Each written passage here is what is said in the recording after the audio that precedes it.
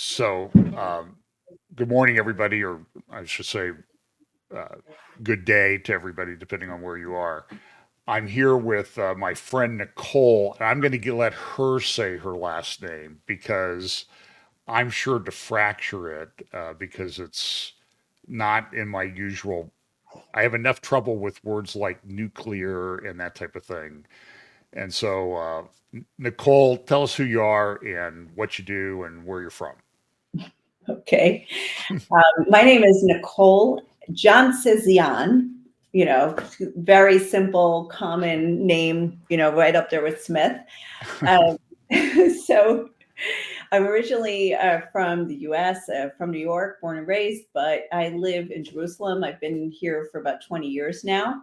I'm a journalist and I'm freelancing for quite a few publications, but also working with CBN Israel, which is the humanitarian branch of the organization. And that's it. Right here, live here with my husband and three kids. And my husband's from here, and my kids were all born here in Jerusalem. So, more or Okay, less, that's me. interesting. So, tell us a little bit. I want to talk to you a little bit. Your husband is Armenian, right? Hmm. And so and we've talked a little bit, and there's a lot of stuff going on in Armenia. It never makes the news here. So this is just sort of an informative little interview that we're going to do so people can understand some of the issues there from your perspective and the Armenian perspective. And I've kind of joked, we've got a guy from Armenia that lives down the road from us who's built these big, huge, ostentatious houses with statues outside and a temple for the pool house. And it's called Armenian Estates. And it's been in the news here locally. It's kind of a, I mean, and they're huge homes. They're like 12,000 square feet each. And so I'm sure that's not normative for Armenians, but And not here in Jerusalem, where the Armenian Quarter might be 12,000 square feet on its own. But yeah, okay. So we'll talk so a little bit about that. So just you've been you got a YouTube channel, right? Uh, yes. and you can see that it's Nick Jan. Yeah, and I think it's YouTube if you do at Nicoleness, Nicoolness. Okay. And then you also I think you stream on Facebook. So you've been putting up these little videos, and you've been doing the usual thing, bringing your daughter in, shamelessly promoting your kids, and Actually, it's called working with what you get, because if I waited for them to go to bed, I would never record. So I right. have started to include them because otherwise it's just not going to happen. I think it's great. I mean, it's love. I love just the sort of the regular life part of what Yeah, your videos are. So if you want to go and subscribe and like your channel, that would be great. So thank just tell us a little bit about what it's like living in Israel since October 7th, and like how did you find out about what was going on, and then the impact it had on you initially, and how that's changed over time. Yeah, so actually, we called this date October 103, and it really feels like time stood still. So it's interesting. I was just talking to somebody about, like, when I moved here, I came here more than 20 years ago. So they said, "Oh, so you're used to war, and you're used to there being conflicts," and so, and I was like, "Yeah," but then we both paused and we were like, "Yeah, but there's never been anything like this." And this when we woke up on October 7th in Jerusalem, we woke up to sirens at 8 a.m., not what happened, in the south. And it had already been going on for an hour and a half by the time we woke up. And we were so surprised, when there was usually in Jerusalem, you get one siren and then nothing for years, possibly. But we got several, and we started to understand immediately. Of course, we put on the news and we started to understand that there was something more serious going on, but that only grew not just in one day, but over the course of several days, to really understand the scope of what had happened. Completely unprecedented. And the kind of fear that it's not just a rocket that you're protected from, but that infiltrators came in, and even to for the first few days, you didn't even feel safe going outside because you don't know how far the infiltrators got. Like, many of them, they fanned out to all of the communities in the South, but you wondered if some broke through, did they get, how far were they going to go? And Hamas called the operation Al-Aqsa Flood. And so the question I had was the intention to get all the way to Al-Aqsa, which is the mosque, the Temple Mount in Jerusalem. So, it's the kind of thing that put everybody in danger, not just, it was everybody who lived there, whether the Bedouins, whether Arabs, Jews, it was anybody who was there, the foreign workers. So it was, it's one thing to think, okay, well, they attacked a synagogue and I don't go to a synagogue. I mean, not, I don't think like that, but you always like ascertain in your mind very quickly, where will I be safe? Like your mind just subconsciously figures out how to keep yourself safe. But to think that, wow, everything's fair game. And that's what happened on October 7th. So then, obviously things have gone on and the war's still going on. They're still fighting. And I was there yesterday, actually, at the border with our mutual friend Jonathan Feldstein. So that was a good opportunity to see. We were on the in southern Israel, so we were at the wall between Israel and Gaza, and it was the northern part of the Gaza Strip. And if you're following the news, like to the details, that the fighting has moved down south, and Israel had been said to. They say, they're controlling the north.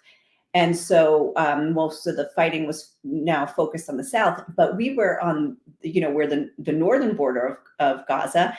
And it was, there was artillery fire, machine gun. There was, you heard maybe tanks, or I don't know. I don't know specifically what is being fired. One of the army, he was a major in the army. He said, he listened and he said, that's a bunker buster bomb. And that was when we heard that. And, so I don't know specifically what, obviously maybe the tunnels they're targeting, but where, I don't know.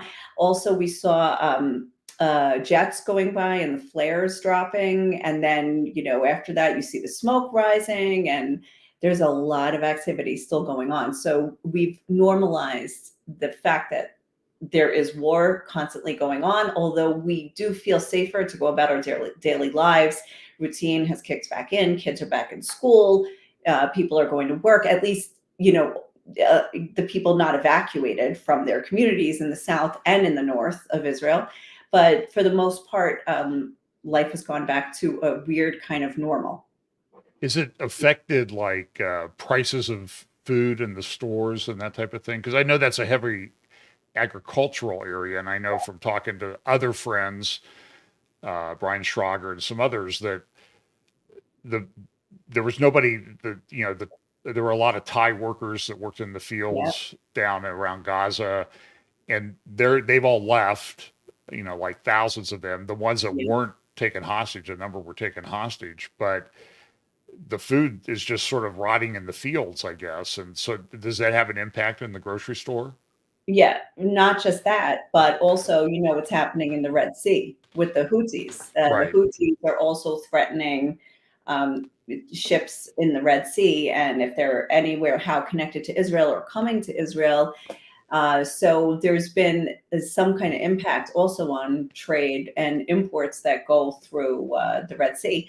So yeah, Israel looks for any excuse for price hikes. Honestly, that's how I feel. Like everything go through here, oh, the prices are going up again, and I'm like tired of this story. So yeah, COVID, the prices went up. Now the prices have gone up.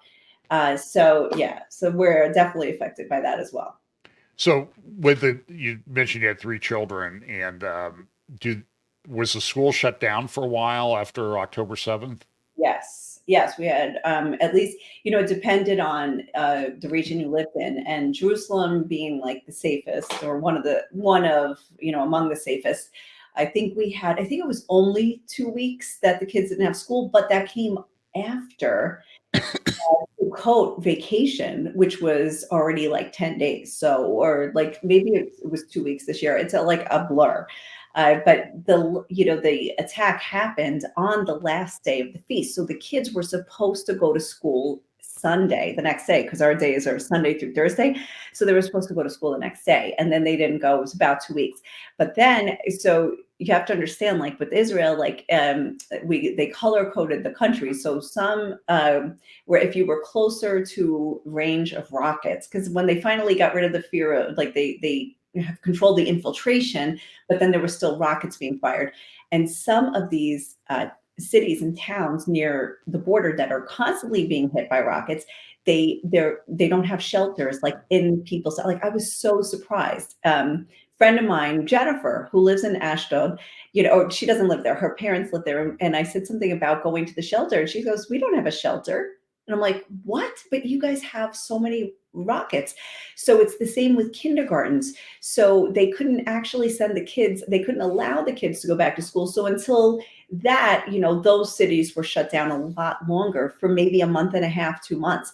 And then, of course, now they had to assimilate the people from the south and the north who were evacuated, the ones near the Lebanon border, wherever they were evacuated to, they had to start school for them in new cities and new towns, or get them into existing schools, or make up new class, or like it's just crazy. But they have to, it all depends where you live and how long you were not back in routine.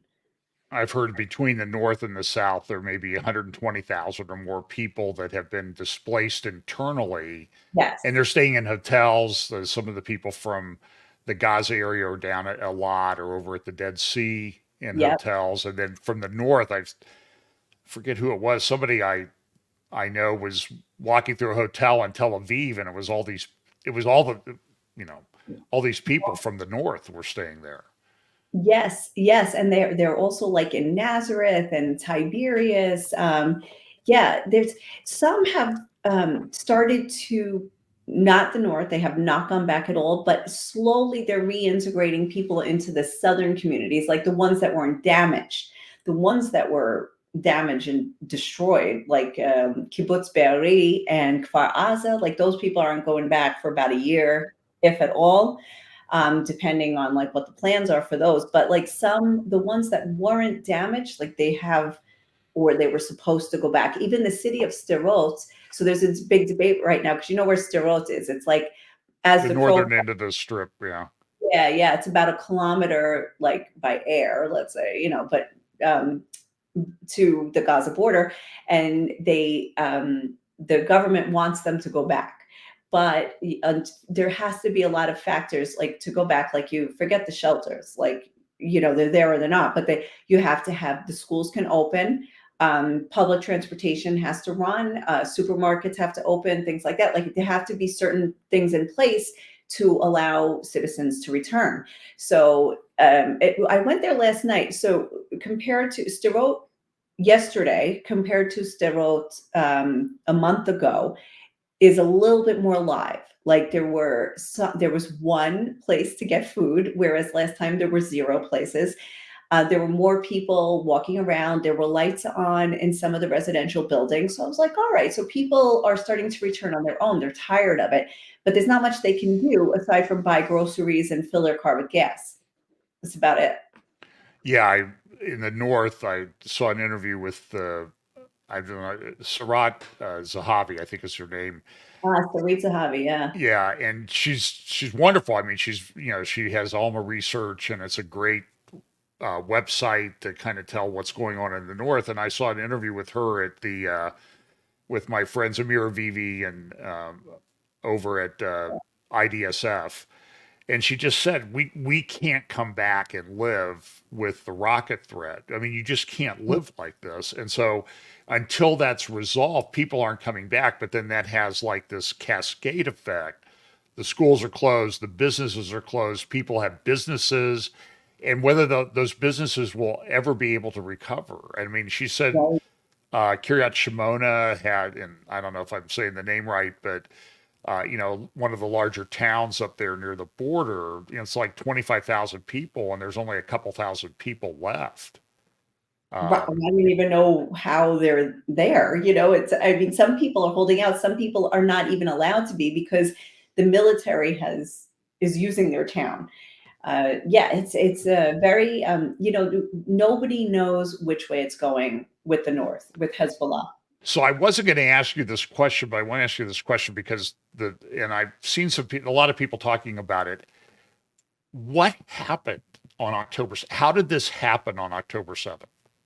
I mean, Oh, well, are you? so I'm sure there's a lot of I knew discussion what you were- internally in Israel about that. there's a lot of internal debate. First of all, the investigations are supposed to take place, eventually. And there's even debate about that, about, the army actually said they want to investigate now. They're going to start an investigation. And the government was like, no, no, no, no, don't do that now. I don't know. Like there's even internal debate as to that. But obviously there was some kind of intelligence failure. And the stuff I heard, like I can't, I'm not going to answer your question because I have no idea, but I will tell you that we talked to a couple IDF officers yesterday who said that it was so well planned that like they had in this one moshav where we were, which is like basically like some kind of collective town. And it's like you stand on the height of this town and you look and like there's Gaza right there, like you're looking into it. They said that they had three Hamas, terrorists on motorized paragliders fly in. They landed this central and south of this community, and then they had a unit of 30 come in with them, but not by air, but they came in like by car, like when the fence was broken through, they came and they knew that this unit of 30 goes to this community, and they met them there and they had backup. They had ammunition, food, like, gear with them to supply the fighters. They weren't armed, which is strange. And I'm not 100% sure this is accurate, but this is what the guys told us yesterday, that so they were so well planned that they had, okay, you guys, you're going to Moshav. It's called Netiv Asera. And you guys go there and you meet these armed guys, and you're going to have, like, this is where you are. And these 30 thought they were the only ones. They thought that they're carrying out this one-off attack. They didn't realize until they came through the border or the fence that there were like 10 groups of 30 or 100 groups of 30 going through. It was so when they got the intel, like they did catch a few of them on, that morning. They caught a few and they started interrogating them right away. And they said, no, we're the only ones. We're the only ones. And so now communication, what they did as well was, the first thing they did was they knocked down the communication lines and the electricity. So nobody had cell service or internet. So that was not a bomb. That's construction next door. Okay. That's all I heard yesterday. Actually, it sounded exactly like that. When we were at the border, it was just like this constant boom, boom, boom. And you're like, wow, I don't know. People live like on either side of the border. So now you're shell shocked a bit. Yeah. No, I should be used to it, right? So anyway, he said, one of them said, we relied too much on the intel, and we thought this is all that's happening because they didn't have phones and they didn't have internet. So they had no idea that the same thing was being repeated all over, and it endangered a lot of people who would then go out off of the community, and the terrorists set up roadblocks right out on that road from north to south. So then they had also come in by the sea, which you can see from this area. They came in by the sea and then they worked their way east. Wow. I mean, I was talking to somebody yesterday or listening to somebody yesterday, and they said like at Sorot, they knew that the police would respond. So the first place they went was to the police station and killed like 25 people or whatever at the police station. Exactly what we heard yesterday, because we also went to Sderot, and that's exactly what they said. And actually, in some ways, it meant that the casualties were probably less in Sderot than they expected, because there was more, because at least the police were armed. I mean, many of them were killed.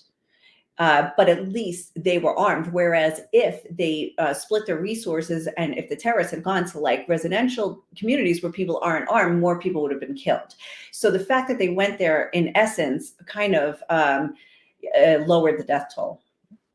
So it's just amazing. I mean, this is something that history books will be written Oh, about for yeah, decades, yeah, assuming that the Lord doesn't return, but for decades and decades, yeah. this will be something examined, and and I'm sure it seems like there's a pretty good unity in Israel, but it seems like that's fraying a bit around the edges. Is that a valid perception? Yes, totally. I would say that, as up until October 6th, the big issue was the proposed judicial reform. And the country was very split on that. There were a lot of protests. There was a lot of disunity. The country was split in half. And then October 7th, everybody unified, even the government unified in some ways. Not unity government, it's an emergency government, but still there were, opposition that joined with the coalition in order to okay, let's get through this. But you can see now that it's starting to fall apart again, and people are starting to say like, okay, there needs to be a reckoning, and also not everybody agrees how this should be done. I mean, basically the lines are blurring as well. The families of the hostages, we need to say there's still 134, I'm sorry to say, hostages. It was 136 as of yesterday, but 2 have been confirmed killed. So 134 hostages, that's a lot of people that are still there in Gaza. And the family, that means there's a lot of very interested citizens here, family members who are saying that this must be resolved, that they must get their family home. And not everybody agrees with how the government is handling it. And even if they do agree, it doesn't look like it's very effective right now. So people want answers, they want changes, they want their family members back. And so there's look, we're at 103 or 104 days right now, and people want to see progress. So, Well, I'm looking at, for example, I read the New York Times. Some people criticize me for that, but occasionally they do a pretty good job, and they've done pretty good coverage on the yeah, war great and everything. coverage. And the front page, the big article this morning is, oh, look at all these 2,000-pound bombs that are being dropped all over Gaza, similar to what you heard yesterday. But Mhm. then the title of the article is "Scope and Quality of Gaza Tunnels Awe Israelis." And now they're talking about the network might be as many as 400, as large as 450 miles of tunnels under Gaza, and at least 5,000 entry shafts all over Gaza. And it seems to be an impossible situation for the IDF to handle. Mhm. And then I'm hearing from my friends at IDSF. In other words, Amir Vivi was in a briefing with Prime Minister Netanyahu in the cabinet the other day. In the north, they think it's even more extensive up in the southern Lebanon, the tunnel Oh, network and that type of thing. yeah. And Sarit from Alma, she said, listen, this is every third home in southern Lebanon is connected to Hezbollah. Mhm. And how do you deal with that situation? So it doesn't seem like this thing's going to be resolved anytime soon. Um, Yeah. and I'm I, sure one thing you notice, like there's no tourist, right, for the most part. Yeah, and I would actually say that it's possible to come here. I mean, obviously, you have to weigh the risk. There are people, there are solidarity missions. It's not like full on tourism. People aren't gallivanting around the sites. So obviously, you're limited, but it's possible to come. It's possible to fly in. It's possible to enjoy yourself and see a few things. Obviously, focused on the center of the country. And even in Tel Aviv, you might get like a siren, a couple sirens while you're here, but there are safe parts. But tourism is yet again, just like with COVID, tourism is suffering and Yeah. practically shut down. So what do you do and we'll finish with this, but and then Okay. we'll move on to the Armenian thing, which is really why I wanted to talk to you anyway. But what do you do when you get a siren? in your home? I mean, when you hear that, Yes. what do you do? So different things in different places, like it depends where you are and you know how many seconds you have. So for instance, Jerusalem, we have a minute and a half, to get where we need to go.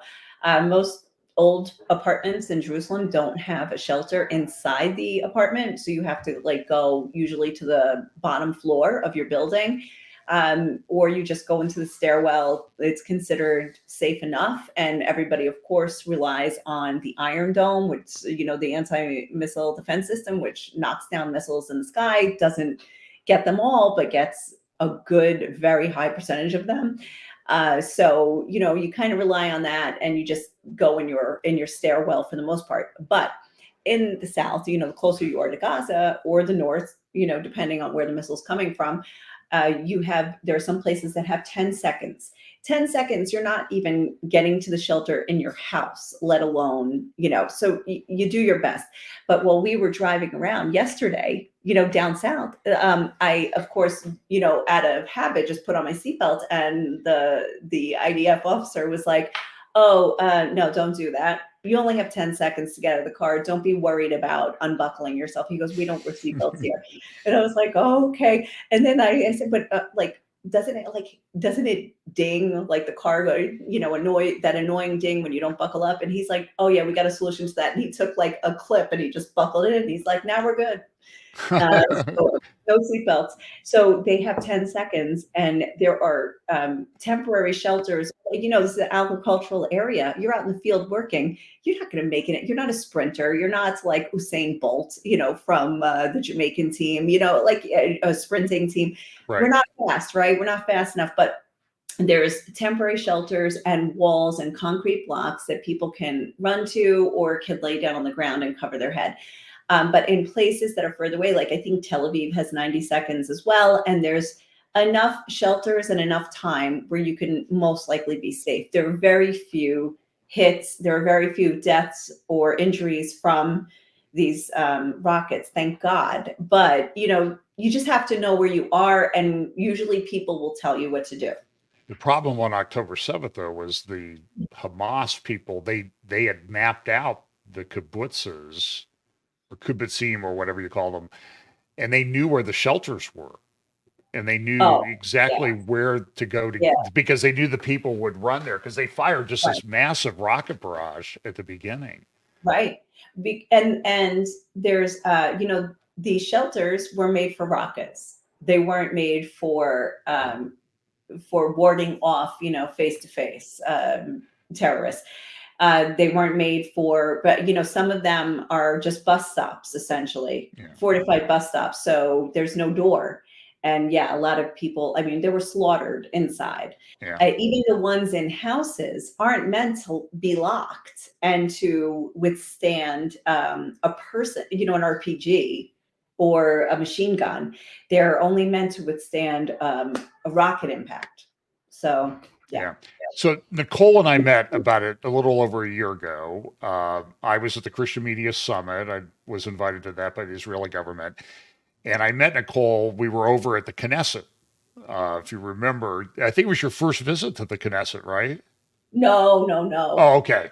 no. Okay. I must have misunderstood what you Oh, said you then. know what? It was the first time I was in that wherever we were, I don't know where they took us. And yeah, I remember because I just saw the picture. We took pictures, we took selfies there. Anyway, it was the first time I was in Okay. that lodge. In that Yeah, particular spot, because you said my kids will want to see me that I'm here.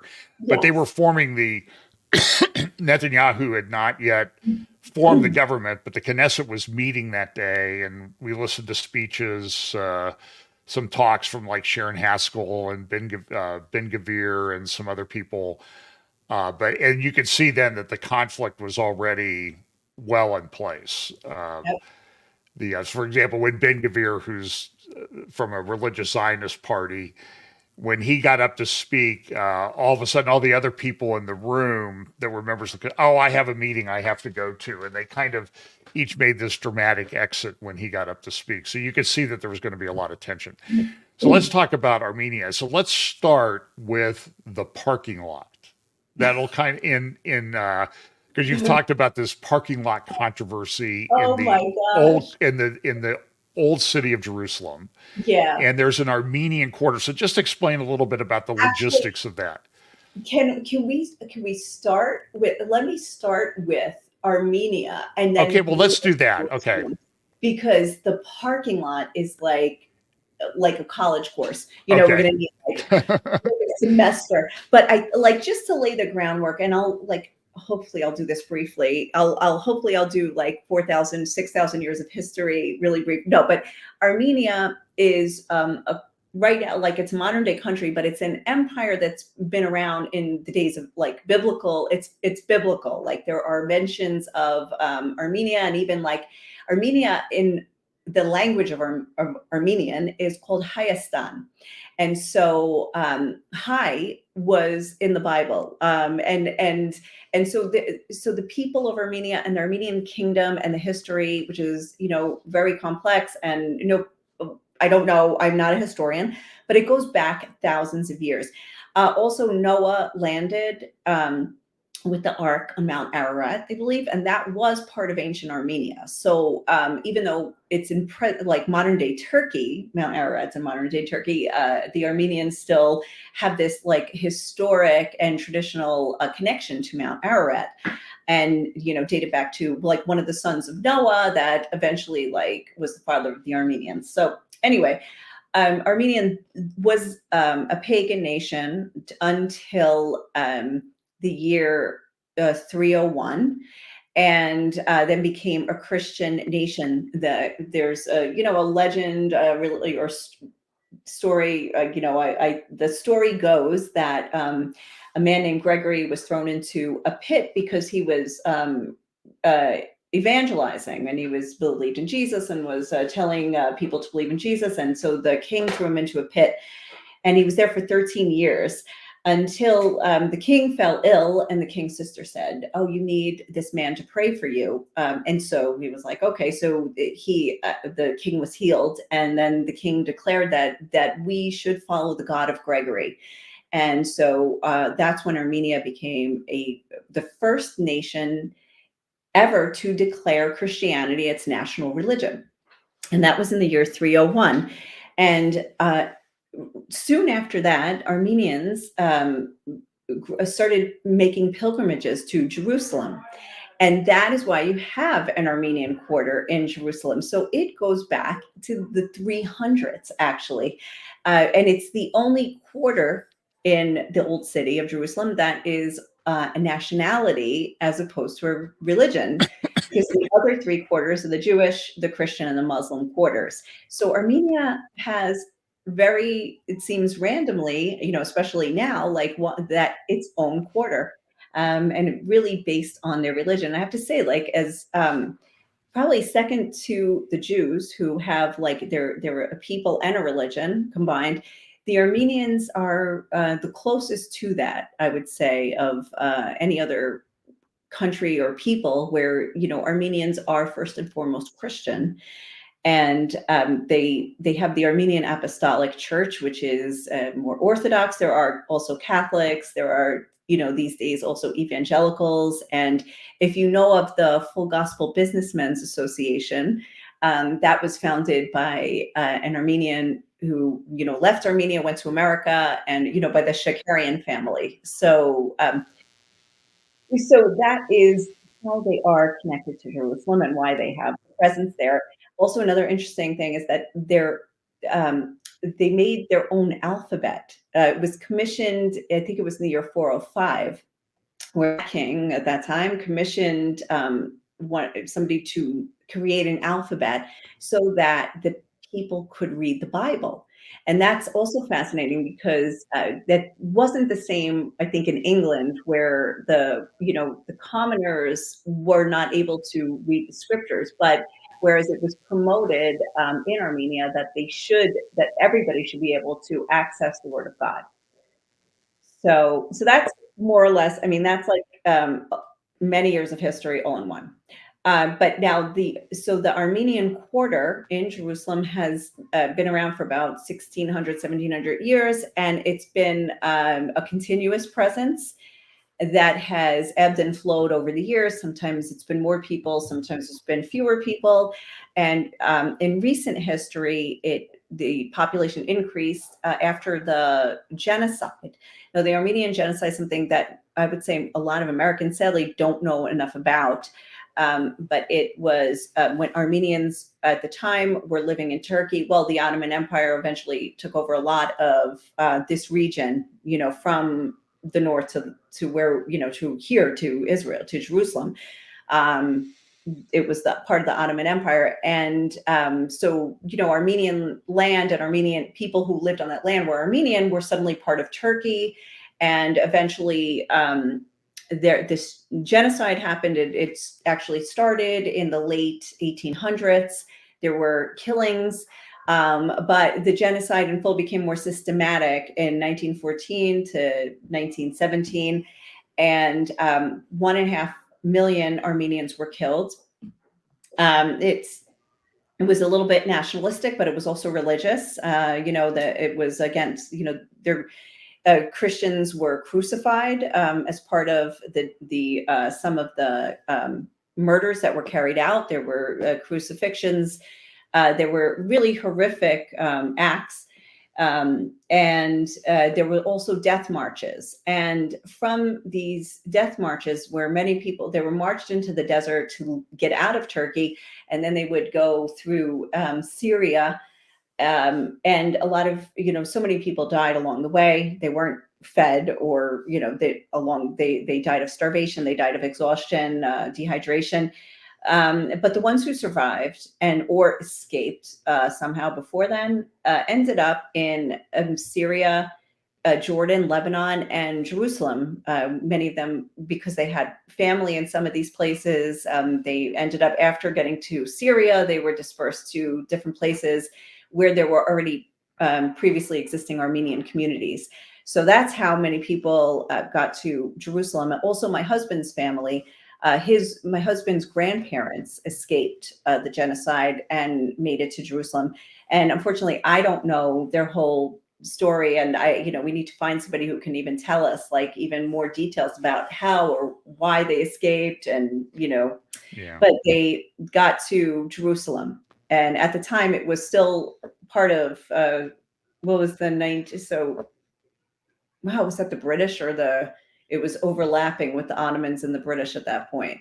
Right. So, Yeah. The Allenby came in and sort of defeated the Ottomans about 1917 and okay, so, took over Jerusalem, and it was sort of okay. the end period of the Ottoman Empire Mhm. in Israel. And it's interesting because all the countries now that are in the Middle East that we think have been around forever, those were all sort of created by the Brits and the French and Sykes-Picot and all these different things. And then they had all these conferences about what to do about the land of Israel and that type of thing. Yeah. But I told you we had friends at a church we used to attend, and the husband's grandfather was a child in Armenia, like 7, 8 years old, and his parents were killed in front of him. And then he ended up he was an orphan, and he ended up with somebody took him in as they escaped, and he ended up in Mhm. America. And so this has a big impact, and it's Yeah. interesting. The Turks will Mhm. get very offended if you bring it up and say that there was a lot of people killed in a genocide, which is Mhm. clearly that was a real true genocide. But there's been resolutions, I think, in U.S. Congress and stuff to talk about the Armenian genocide, and the Turks really get their dander up about that. Yeah. Yeah, President Biden actually recognized it. Was it 2 years ago? Yeah. And it's been something that came up before Congress year after year, and it was never approved. It was approved by Congress, but never by the president. And that's exactly what is happening in Israel. But I mean, that's part of a wider set of complications that I was going to talk about. But where do you want to take it from Well, here? let's talk about what's going on there right now, because Okay. it's just not covered in the news. Every now and then you'll see this little blurb about the conflict between Azerbaijan and Armenia and this one enclave. And Yeah. so try to explain that to us a little bit. I have a map that I've put up, Okay, good. um, Okay. and I'll try to. Uh, it's a National Geographic map, so it's. Mhm. I don't know if you can see it on the. Yes, yes, great. Okay, so, and that's the lake. So Where on is the left side, at the upper left hand corner, that's the Black Sea, and on the right side, the blue is the Caspian Sea. And so this area here, the Caucasus region, just to the north, and mhm, this is the area of the big high mountains, like okay. 18, 19, 20,000 feet tall. And this is the area where Noah's Ark came to rest and that type of thing. So it sort of explained to us this Okay. what's going on between Azerbaijan and even Iran is Turkey's Right, involved and right. everybody else. Right. This is the only way to understand this is to look at the map. And we were in Armenia this year, and well, it was last year now. But, we were just there, and we stood 200 meters from the border with Turkey, where you could see Ararat. But as you can see, Armenia is such a tiny nation compared to you've got to, I'm going to say to the left and right instead of east and west, but to the left is Turkey. To the north is Georgia. I said to the Okay. north. To the right is Azerbaijan, Okay. and to the south is Iran. And then there's a small there thing, that a piece of land, there's this narrow corridor that juts out that is geographically separate from Azerbaijan, like to the left of where you're pointing. Right. Um, and that's the Nakhchivan corridor, and that's actually can recognize now as Azerbaijani territory. So you can see that corridor of land that goes down to Iran with the small border with Iran. That is Armenia, and that in Armenia, like with the lake, whatever, that whole thing is Armenia. But that corridor there is geographically separates Azerbaijan from this small swath of land that's also considered Azerbaijan. And right now, the conflict or the question and all of the negotiations, everything is about this little corridor, because Azerbaijan wants to be able to connect from there, from east to west to the Nakhchivan corridor and eventually to Turkey. So Armenia is cutting off, just its presence being there cuts off Turkey from Azerbaijan and that small swath of Azerbaijani land with Azerbaijan. Now, a lot of this map was created by, or maybe tampered with by, the former Soviet Union, with Stalin, who just said, like, when he took over all of these, when Russia absorbed all of these satellites into the Soviet Union, and Azerbaijan was like just a state or not yet a state, and then he parceled things out. Like, for instance, Nagorno-Karabakh, the Armenians say no, it was Armenians living in Nagorno-Karabakh, which is to the right, Okay. where So is this the area that you're talking about right here? Nagorno-Karabakh is not delineated in this map. It's a little Okay. bit above it, and it's where these mountains are, uh, Okay. to the right of the border of the Armenian border, Okay. And and there's it only like this little common, like, so between Turkey and Azerbaijan, there's only this small common border here in this little area right in here. Um, but Turkey's an ally of Azerbaijan. Is that right? right. So this is all like, it's hard to tell. So you've got like Turkey up, like in this area, right? Yeah. Right. This is where it all comes Turkey is together. here, and then That's but there's Turkey. just this little common area that's a That's border Yeah. between Turkey and Azerbaijan. Right, because that small thing, that small, like to the right. No, this is Iran right This is here. Iran there, right? Yeah. And then there's the little swath of Azerbaijani land Right to in the here, right of right? Iran. Yeah. And going down, going south as well. Okay. Yeah, There's that. this is all Azerbaijan. Right. But then to the right of that is the southern arm of Armenia, like that leg that goes down, Okay. so that part, and that's what's cutting off the rest of Azerbaijan from there. And that's actually like even today, I saved this because this is just news today. And I knew we were going to be doing this interview, so I made sure to save this.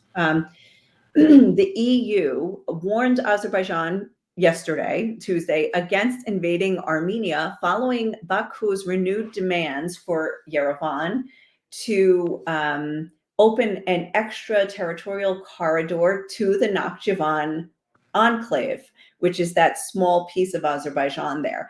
So there have been, what Turkey was to Armenia in the early 1900s now is Azerbaijan to Armenia. Now, so here is Armenia with 4 countries. It's landlocked, and there's 4 countries on the board on their borders, and they don't have relations with 2 of them. They don't have relations with Turkey and Azerbaijan, who are allies. They do have relations with Georgia to the north, which is another Christian nation, and they have relations with Iran. Now, Iran has interests in Armenia because of its because it's not in good diplomatic relations with Azerbaijan and Turkey. So it's kind of like a relationship of convenience. It's not like they're like, oh, like you've got one is like an Islamic regime and the other one is a Christian nation. So it's not like they have like common interests, but they have common enemies. And so it creates a very dependent relationship where Armenia really needs Iran right there to keep them safe from these 2 invading, because there was just a war. Well, first there was a war in 2020, which Azerbaijan won hands down, and it was they took land that was where Armenians lived, and it disputed. I mean, it was Armenian before Soviet Union, and now like recognizes this. It was never settled.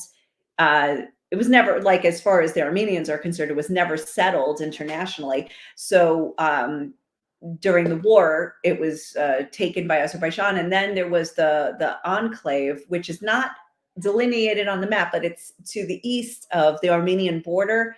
In the mountains there, I'm pointing, and you guys can't see what I'm pointing at, but anyway, but to the mountains there was the Nagorno-Karabakh area, and so it's not connected to Armenia except by one little entry called the Lachin Corridor, or the Lachin Corridor, which is somewhere like here north of Iran. Yeah, where your mouse is, it's like around there somewhere, to the Okay. right, like on that red line. So it's exactly somewhere, it's somewhere there, more or less. Okay. But so it was connected to that, and so they were otherwise surrounded by Azerbaijan because of the previous war. And 120,000 residents, Armenian, living there in what was historic Armenian lands. But Azerbaijan, said like they claim it as theirs, and Armenia claimed it, or the Armenians claimed it as theirs. Finally, this Armenian prime minister said that he was willing to cede it to Azerbaijan, but the people there didn't want to leave. And it started about a year ago, December 12th, 2022, where Azerbaijan put a blockade on that area. And they said that they controlled the border, and they were controlling who could get in and out, and whether aid trucks could get in and out, and who, they set up a military checkpoint. The World Court, by the way, like the same World Court that is now trying Israel on genocide charges, they said you have to open it. I think it was actually maybe the ICC, not the ICJ, said you have to open it. People were saying this is genocide. You have to open it. Well, and all the State departments, the U.S. said no, you have to open it. You have to allow safe passage, et cetera, et cetera. Nobody listened. Azerbaijan continued to do what it want, and their answer to all of this pleading of open it was to then seal it off completely from June 12th, 2023. They sealed it completely and didn't let anything in or anything out, anybody in or anybody out. People who needed surgeries, people who, food. The food supply dwindled. There was nothing left. People were starving. There was no fuel. You could no longer drive. You couldn't get to hospitals. The hospitals were running out of supplies. So bread was made flatter and flatter because they had to get save the flour supplies. And so it led to a series of a potential humanitarian crisis that people were crying genocide or ethnic cleansing. And hold on, sorry, so that continued on and on. Okay, sorry, my children, I'm just gonna tell him to call his father. That's fine. Oh, Dad, thanks. Wait till he sees. I'm going to show him this exact moment in the video. I'm going to replay it for him and show him. Okay, so in any case, they're getting out of school soon, I think. Yes, right? exactly. Can I go to my friend's house? This and that. Okay, yeah, I can't. All right. So anyway, now he knows that I can't. Okay, so anyway, people were crying genocide or ethnic cleansing. And the world did not respond. People said things. They shook their fingers, at Azerbaijan, and they said you can't do this, and they continued. And then there was in September of last year, suddenly, maybe not suddenly, there was a buildup of military presence, and then they attacked the capital, and there was maybe a couple hours of fighting by the Artsakh. Armenians call it Artsakh, and they had their own army. In Nagorno-Karabakh, it was called by Armenians. It's still called Artsakh.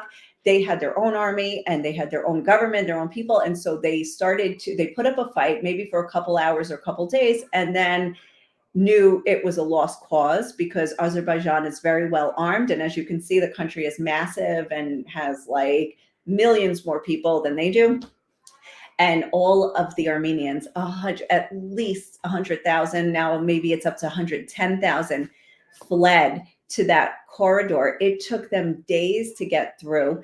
Imagine these mountain roads, lines of cars, 100,000 people plus fleeing into Armenia proper. And so that occurred over the course of a week in mid-September last year, mid to late September, and they had to be absorbed, which is an ongoing process right now, just a couple of months old. This was right before, in fact, I was going to go to Armenia and cover this story, talk to some of the people there. And I had met with an Israeli NGO that wanted to go and help create daycares for these kids. And so, for these traumatized kids, they have expertise in trauma and war zones. So I met with them. I had them meet people in the Armenian Quarter who were going to go. Their plane tickets were for October 7th. And we met on October 6th in the Armenian Quarter. I introduced this Israeli NGO to the Armenians that were going on this mission. And we said, this is great, let's work together. And I said, okay, I'm going to come with you guys. And I said, I'll look for tickets tomorrow. And the tomorrow was October 7th. And so we did not. Oh, that's a great map. Yeah, it's better map. Yeah, Sorry about that. A little more contrast. So yeah. So now we know. Now you can see how Nagorno-Karabakh is geographically cut off from Armenia, but they were Armenians. But they were Armenians in a sea of Azeris. Right, but the Azeris are also cut off from part of what they consider to be their land. Yes. Right. So they want access from the Azeris now. So now let's say that's all orange. It's no longer, that Nagorno-Karabakh is being absorbed into Azerbaijan. They took over. There are What very, happened to the 120,000 people, that Armenians that live there? they all fled through that corridor where you can see the pieces of land, like the blue and the Right. gray, kind of touch each other right there. There's a corridor right there. They all fled through there mid-September after that war started, So it and really was an ethnic cleansing that took place. that is a literal and ethnic cleansing. I mean, but you would, like the Azeris might say, but well, they chose to leave. We offered to keep them. We offered them, residency and citizenship and full rights as Azeris, but they left. Right. So, so And the that Azeris the Azeris also are a huge ethnic group within Iran as well. yes, I, northern Iran is called Southern Azerbaijan, actually, by like as a joke among some people. Um, I believe that the wife of Khamenei is an Azeri, I oh yeah, believe. I didn't know Yeah. that. Yeah. I think I read that someplace. Hmm. So he has an interest in this as well. But this is sort of where there's a conflict between Sunni Turkey and Shiite Iran. This is kind of an area where they get caught up in it.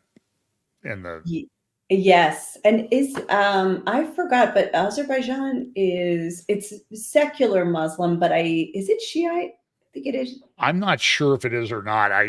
There's a guy who does this great channel. He has these great maps and everything. It's called the Caspian Report, and I think it's an Azerbaijani guy an Azeri guy who lives in Baku on the Caspian Sea, and he does these.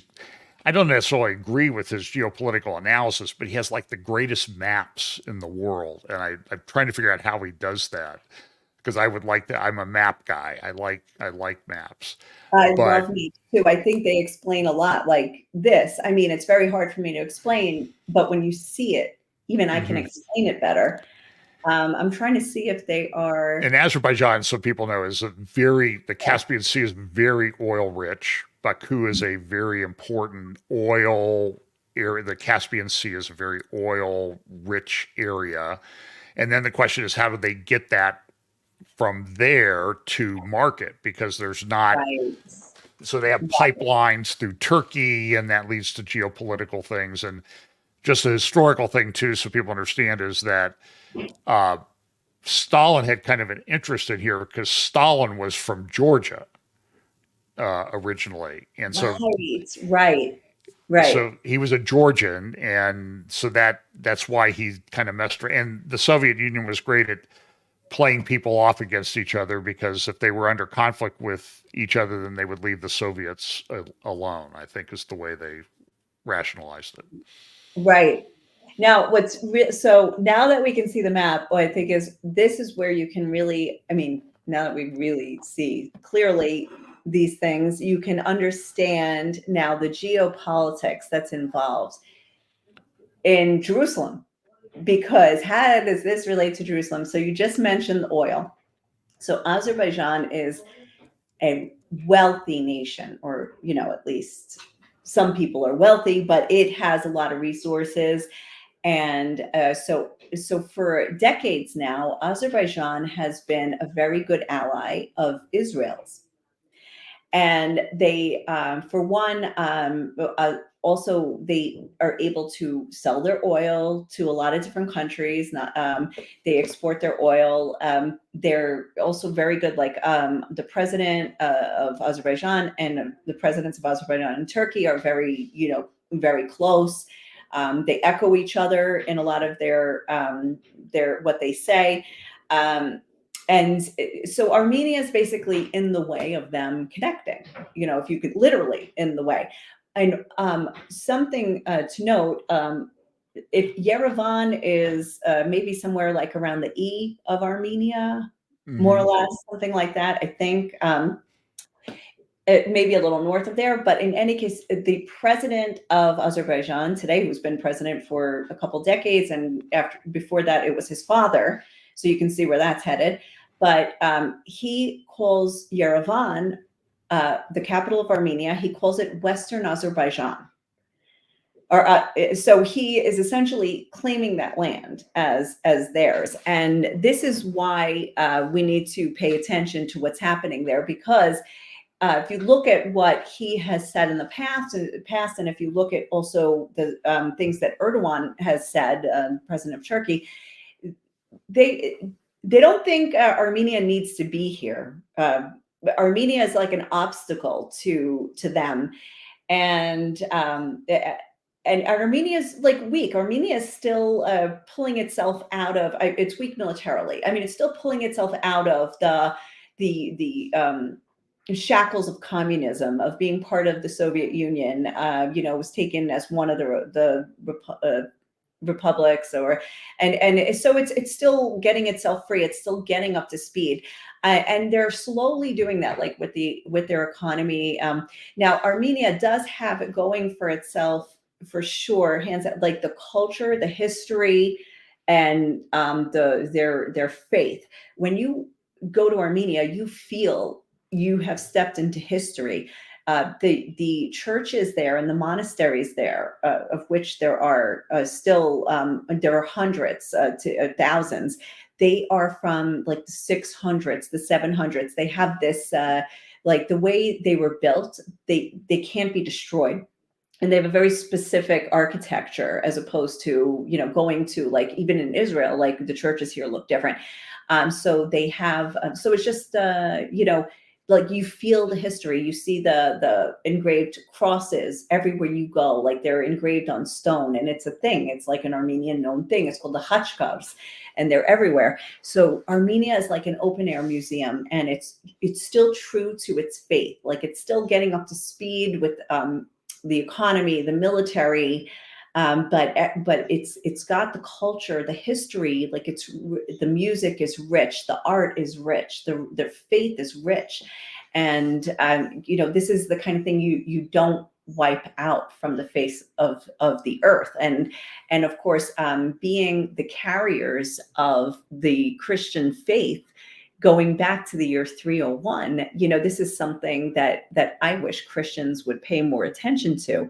Now, granted, it's not in the media, but there are some reporters who are constantly trying to report on this. I think it's been, I know CBN is covering it with Chuck Holton, who goes there a lot.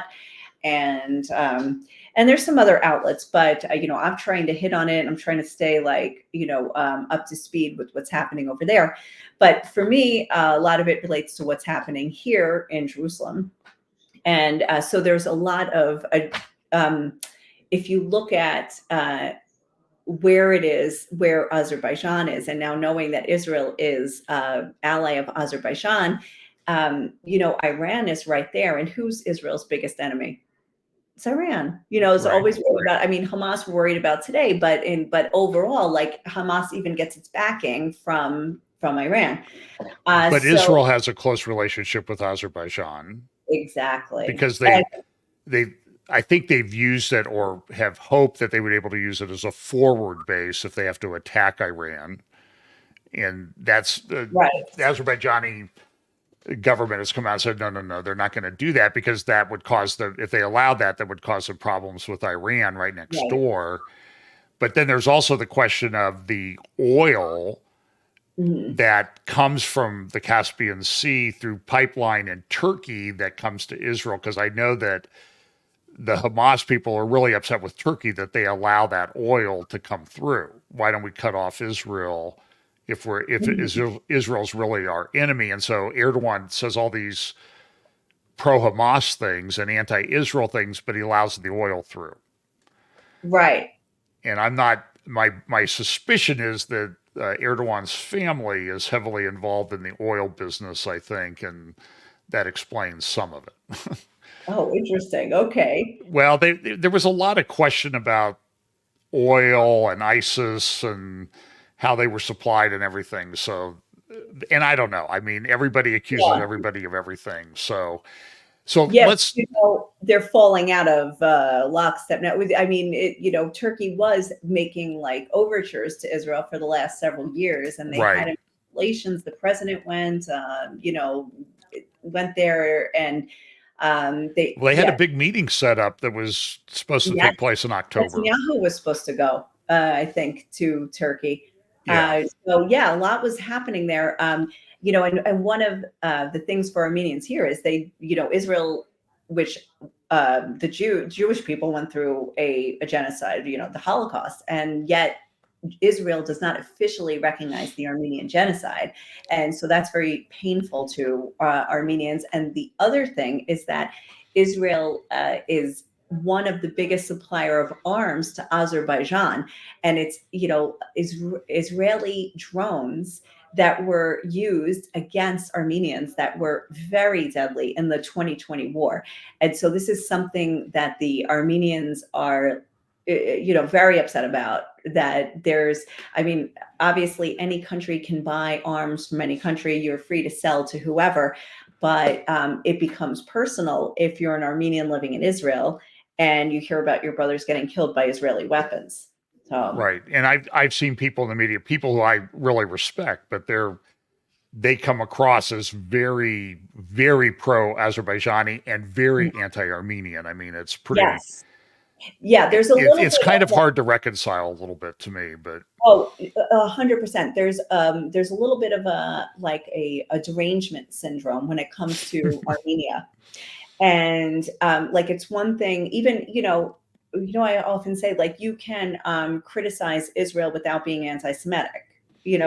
But you can do that. It's possible, but there are people who in a deranged manner are blaming Armenia, which is usually the underdog here.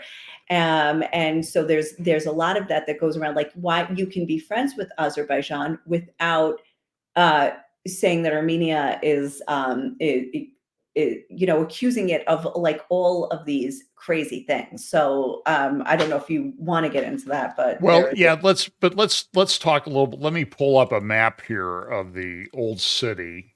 Okay.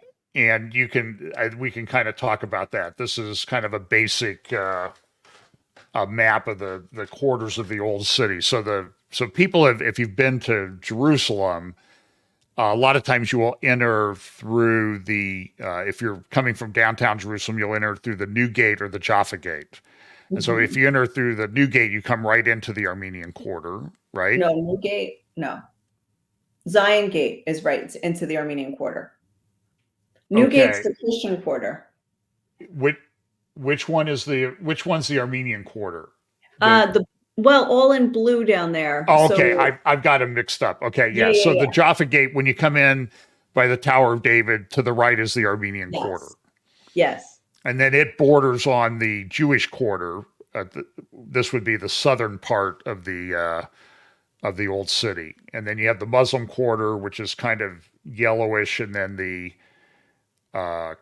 is it the Christian Quarter that's the pink? The pink. Reddish. Okay. Mm-hmm. Whatever that color is, I'm not good, but I know it's a different color, but I'm not good at describing colors. Yeah. So the Armenian Quarter. I think it's kind of a fascinating thing. So I've seen you reported on a bit. There's sort of a dispute over a parking lot, and tell me why that is. Where's that located, and what's going on with that? Because it sort of brings into focus the conflicts that go on in the old city of Jerusalem are pretty, like at the Church of the Holy Sepulchre, the different religions will have fistfights at times and that type of thing over turf. Yeah. So tell me about the parking lot dispute. Okay. And just also to let people know, because this is one of the weird things, only in Israel, that a lot of the land in Israel is owned by the churches in Israel, the Greek Orthodox Church, the Armenian Church, and the Vatican, the Catholic Church. So even, just so you know, where the Israeli parliament is, the Knesset, it's on Greek Orthodox land. So this is not a common thing, but I mean, it's a very accepted thing. This has been the way it is for years. And, it was their land before Israel became a state. So it continued. Also the Russian Orthodox owns some of the land. So the lands are owned by churches. So the in the Armenian Quarter. So in the blue, let's go to the blue. You see where it says Tower of David, Hmm. and then you go like there's that road that leads all the way to the ends, to the border there at the end. So the parking lot, let's say, is like covers 1/3 at the bottom, the bottom third of that strip from where it says Tower of David down. And So to the would be the left of the Zion Gate there yeah, like at the all the way bottom. to the left, like Right. bordering on the left and the bottom of the map, like it's down here in that L, the bottom third of that. And so that's currently a parking lot, and it's and then it, but not all of it, like 1/3 of it, let's say, and then there's some houses, there's shops and a restaurant all like, and then there's also the police station, which is the Israeli police station. It's on Armenian land, but leased to the Israeli police, which is right adjacent to the Tower of David. So Tower of David, Israeli police station, and then let's say that takes up about half of that strip going south, and then the rest of that right there is like Armenian. There's a seminary for the priests, there's a restaurant, shops, and 5 houses and a parking lot. I mean, sounds like a lot for there, but like, yeah, it's much bigger in real life, obviously. So anyway, so it's apparently about between it's that, as you can see, is about 25% of the Armenian Quarter in some ways. So what happened was it became known in April, like it somehow like really got out into the public, even though it wasn't necessarily a secret, but not people didn't know about it. But in April of last year, 2023, it became widely known that this strip of land was, or that part of the strip of land was leased to a developer, and it was going for 98 years. It was like a 49-year lease with option to renew for another 49 years. And that he was going to build on this land a luxury hotel. Now, this immediately sent the residents into, a flurry of The questions. residents of the Armenian Quarter. Yes, yes. So this is primarily a residential quarter, as opposed to like there's, the other. There aren't many things to visit there. As somebody who passes through, it's mostly people's houses and a couple shops. So, where were they going to live or park? For the 5 families that live there that would be affected, and for all of the rest of them that park their cars there. Now, a lot of people say, "Oh, it's just a parking lot." But my question to you is, when you drive to work, where do you park? When you drive home at night, where do you park? When you drive your kids to school, you choose where you live, where you work, and where you bring your kids to school by getting them there. And for most people, that includes driving. So if I'm living somewhere, I don't want to park my car 3 miles away. I want to park my car near my house and be able to walk there.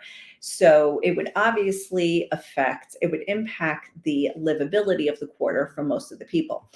Eventually, this would, as many believe, contribute to the disappearance of the Armenians. They would have to find a way to go live somewhere else, to assimilate elsewhere. So we're looking at like 1700 years of history that would eventually evaporate, turning the Armenian Quarter into more of a museum than a place where people actually live. And so the residents, were like upset about that. And it was the patriarch who signed the deal. The patriarch wasn't answering questions. There was a The priest. Armenian Patriarch. Yes, the Armenian patriarch, who doesn't answer to anybody in Armenia. He is strictly, he is autonomous here. He's the Armenian Patriarchate of Jerusalem. And so people were questioning, he wasn't giving answers. So the people started protesting. It actually became international news, and pressure was brought on, the buyer and the patriarch. Let's talk about why. Now, it turns out that it is, in this case, it was a Jewish developer who purchased the land, or who is leasing the land and is going to build this hotel. Um, Now, as you said, in the Holy Sepulchre, people move a ladder and it could spark World War III. So even more so with land in the Old City. Now, the Old City was where the Camp David Accords fell apart because they were negotiating to decide like how Jerusalem would be split as a capital of both an Israeli state and a Palestinian state. And the fight ultimately was over the Armenian Quarter, because obviously the Muslim quarter will go to the Palestinians and the Christian quarter, since most of the Christians are Arab, and they're not even citizens of Israel. So that was kind of a no-brainer. Jewish quarter to Israel, no-brainer. Armenian quarter, who are they? Who do they belong to? Are they Israeli or are they Palestinian? And this was the debate, because if you look at the map, if Israel doesn't have the Armenian Quarter, how do the Jews get to the Western Wall? They need the Armenian Quarter for that. And also, the Jewish quarter is very small. The Armenian quarter is very small. It's barely 50-50. It's barely 50% if you add the two of them together.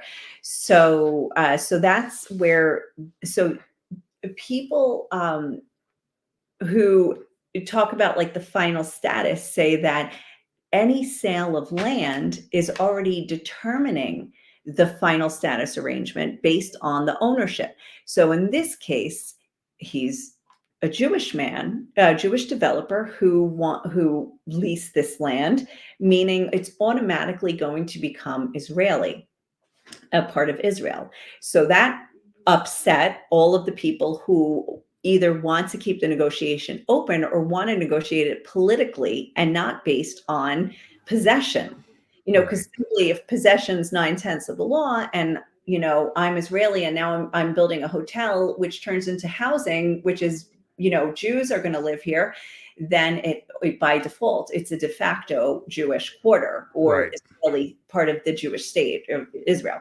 So here on the map we can see the Temple Mount on the right with the Dome of the Rock, and then this area down sort of towards the lower left is the area it's in dispute. And if I understand it correctly, the concern is that the Christian Arabs and the Muslim Arabs don't want the Jewish quarter to get essentially a corridor from the Jewish quarter directly to the modern city of Jerusalem. Is that right? Well, it's not that they don't want them to get the access. What they're saying is that it should be negotiated in light of a future state. And I don't think they would be against them having the access. I think they wanted more to say that the Armenians would be, nobody asked the Armenians, but that they would be part of the Palestinian state rather than, because they're Christian or because there are Armenians that live in the West Bank as well. There are so many different things. The negotiator for the PLO is Armenian. Like he's the Palestinian ambassador to I think Denmark. I've spoken to him, and he was saying it should be part of, and Arafat at the time said it should be part of a Palestinian capital. So this was part so it wasn't really just East Jerusalem as its capital. It was the old city of Jerusalem that they wanted. Old city is considered, it was going to be split. Like the east of Jerusalem would extend to the old city and include some of the old city.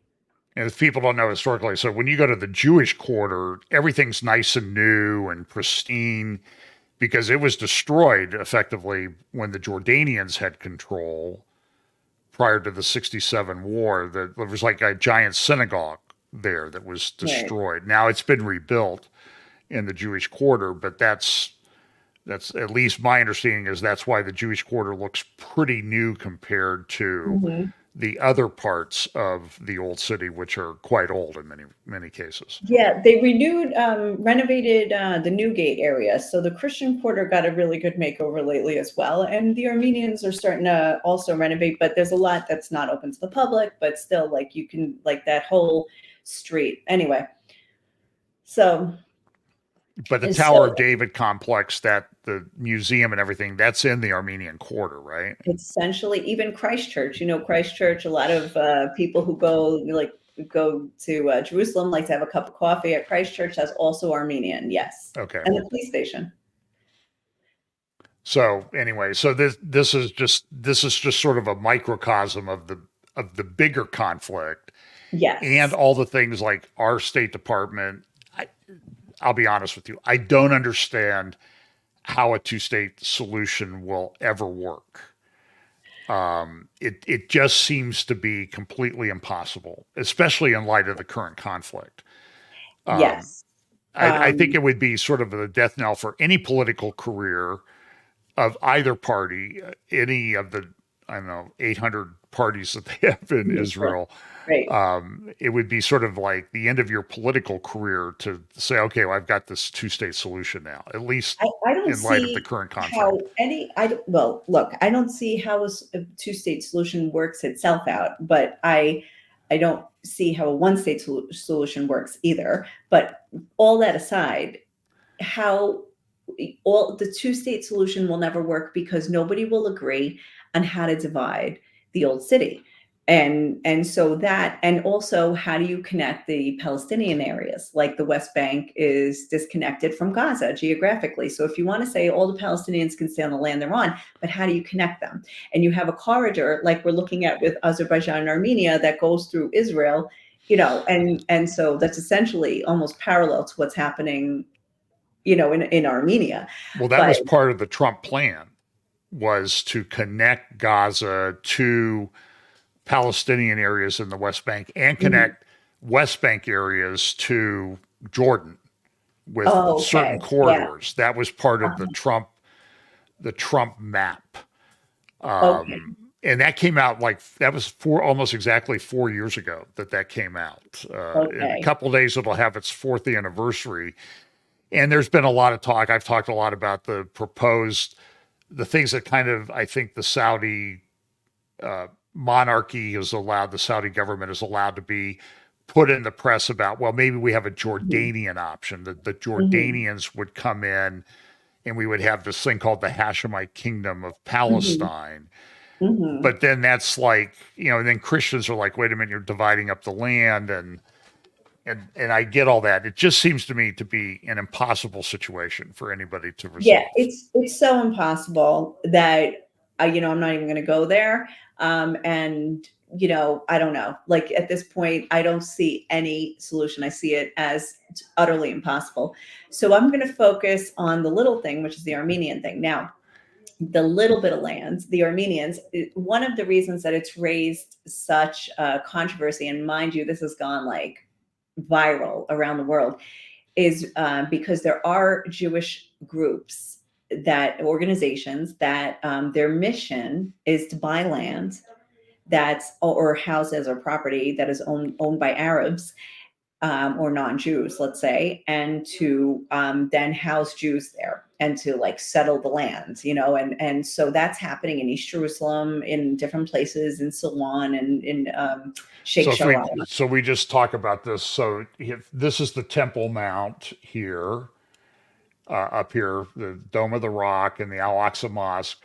This the ancient Jerusalem, the city of David, would be south of here, down through this sort of valley, and there's a lot of excavation going on there. And it's amazing what they're finding and uncovering there. That's where this pilgrimage road that goes from the city of David up to the Temple Mount is being uncovered, and they hope to open that soon, I understand. But wars have a way of interfering with archaeologists' plans a bit. Yep. So, but they've been a lot of land bought by Jewish people Yes. within Silwan and other things, and then you know it can be very dangerous for Arabs to sell their land to Jewish people. Yes. They get persecuted, and then there was this here to the north of the old city. The I can't remember the name of the dispute of the land that everybody was Sheikh Jarrah. protesting. Was that Sheikh Jarrah. Sheikh Jarrah? Yeah.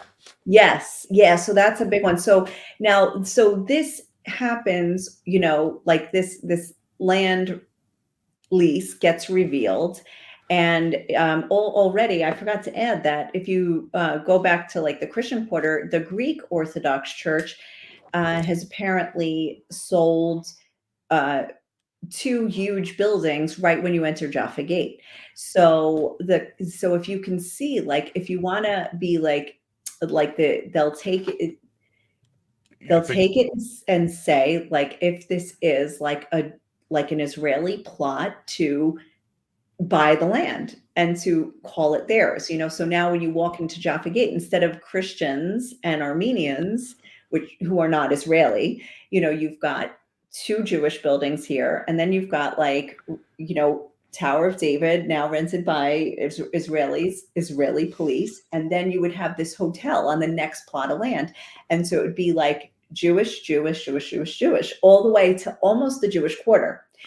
Now, what makes this even more controversial, aside from the land, which is controversial enough as it is that in the last year, there have been several physical attacks on Christian sites, and vandalism, actual like attacks on people, pepper spray, fighting, brawling, throwing property. Like they went into a restaurant, and this has been happening by Jews. So certain is it like a ultra orthodox sect that's well, the doing this? ultra Orthodox are known for spitting at Right. Christians. Anybody wearing a cross, or like the clergy robes. So they're obviously Christian, whereas maybe like a secular, regular person is not obviously Christian. So the ultra Orthodox will spit at this is a thing that's been going on for years, but it's with the rise of the right wing religious Zionist movement. So some of them are very radicalized, and they're the ones who are carrying out the other types of attacks.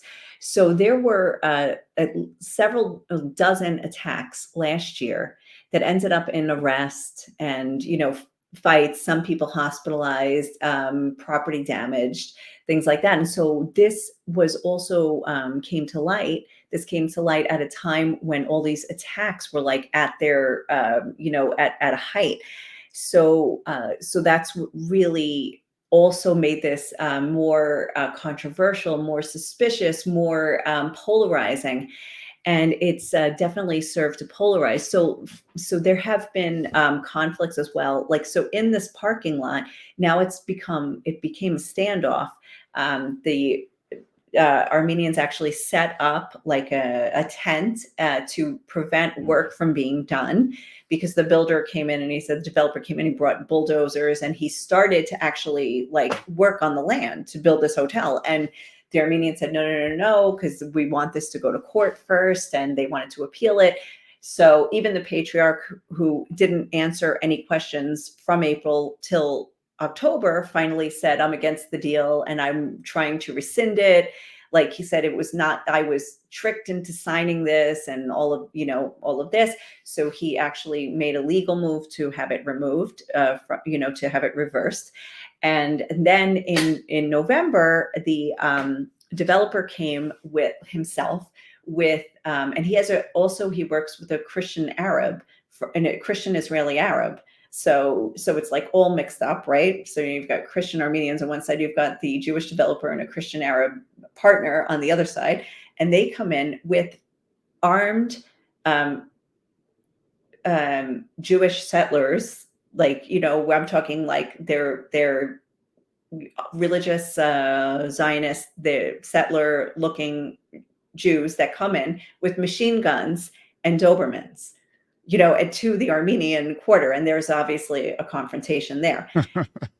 So that went I viral. don't mean to laugh, but it's just No, it's like almost like you can't believe this is happening, right? And then and this I'm a real estate. I spent a lot of my time doing real estate disputes Mhm. and litigation and that type of thing, and I don't ever remember machine guns and Dobermans entering And into the Dobermans, mix. I know. And this happened during, in November. So people were in the throes of war and nobody was paying attention. Then just 2-3 weeks ago, 30 masked men drove their cars into the parking lot, which now there's been a standoff and no work is being done. The bulldozers were standing there idle, and the Armenians were on a 24/7 watch, to not let work be done. 30 masked men drive into the parking lot and start attacking to pull down the barrier. They're throwing rocks. And when I say rocks, like this big, throwing rocks, they were armed with pepper spray. They had other kinds of weapons in the car. They found later, the police, they also found money apparently in the car. And they're masked, no idea who they are, except that the Armenians heard them speaking Arabic. So, by the way, when the news on that went viral, people who don't actually do good reporting, who don't actually report, they just like to fan the flames of hatred. 30 mass settlers attack the Armenians. And it was like, no, in this case, no, they were actually probably hired. They were Arabs from the north hired for some reason by who I don't know, maybe the developer, I don't know, to go in and to get the Armenians to stand down. But it was used as a way to gin up the anti-Semitism, and it was the Jews. They did it again. They attacked them again. And in this case, I'm like, no, this is way more confusing than you think. Now it's Arabs attacking them. But what happens with our State Department, they say, oh, look at the settlers. The settlers are doing this. And it becomes part of a narrative Right. that they want to build against the settlers, which may be out of whack, shall we say, a little bit. It's not necessarily matching the facts on the ground, but it's matching the narrative that our State Department wants to push. Is they want to push the two-state solution.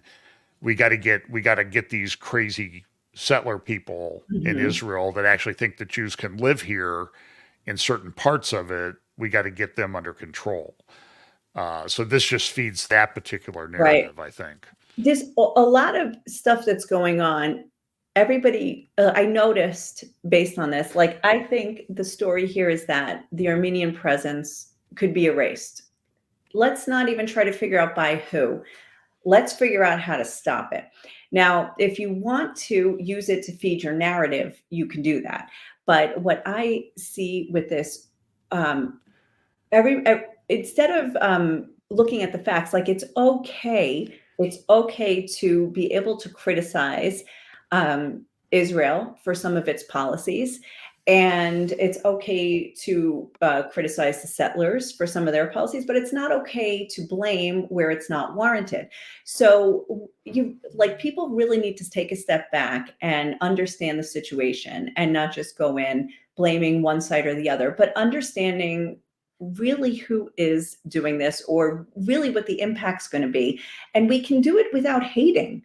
It can be maybe Israel is behind this land deal and wants the land for its own capital. Maybe, but doesn't mean you have to hate Israel. We can oppose their policy. We don't like that they don't recognize the Armenian genocide, but it doesn't mean we have to hate them. But there's just, it can look at the policy and criticize that and try to reverse it and take that on its face. It's very hard for people. They want to be anti or pro. And it's you can manage the conflict within yourself. It's okay. You can do that. Yeah. So we went way over the time I said we went, which is typical for me. And I know I've poured even myself at this point. I mean, if anybody lasted till now, God bless. Come visit us in the Armenian Quarter. That's right. And she will take you you've said if you come and you hook up with Nicole, she'll take you places that you don't usually get to go. It's true. It's true. I'll have to take you up on that the next time I come. So hopefully soon. I don't know. Yes. But anyway, I'm going to take this off. If I can find my cursor here. Okay, there we go. So, so I always ask people when I talk to Jonathan Feldstein or Brian or other people, what should Christians in America be doing? We're pro-Israel. how should we be acting? What should we do? How can we help? I guess is the question I have. Well, it's a great question. There's so many answers, but I think, one thing that this situation shows me, and even the polarization now with the war between, Israel Hamas, and how there's, so many protests out, is that we need to really, all of us, we have a responsibility to know the truth.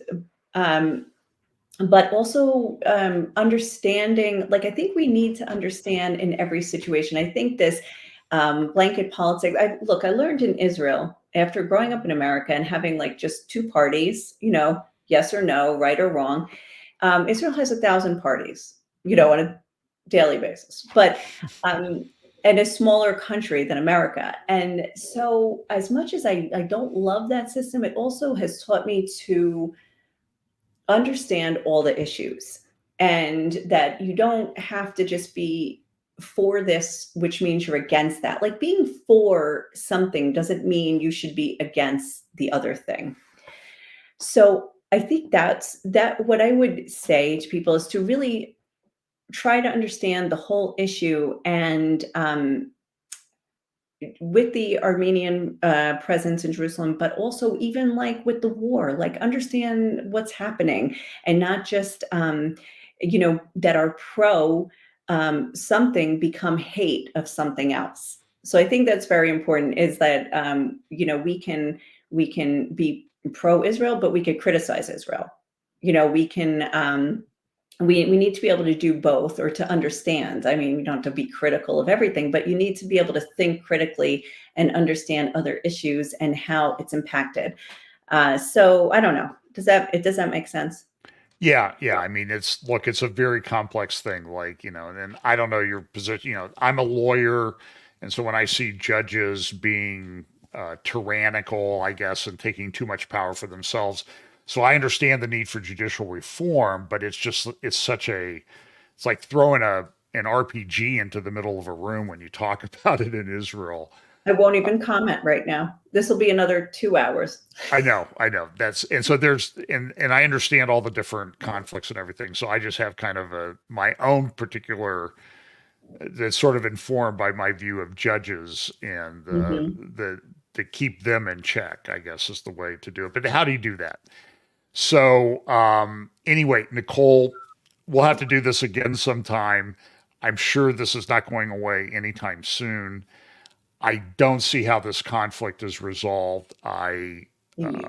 It's the from my own personal perspective, I'm on Twitter. I don't post a lot, but my feed on Twitter is just filled with this Jew hatred like I've never seen in my life. It's unbelievable, and it's just this constant thing. And then I see someone who I do respect, Caroline Glick or Gadi Taub or stuff, who are conservatives in Israel, but they post something, and then the vitriol in Hebrew that comes from other people within Israel is just unbelievable. I mean, Right.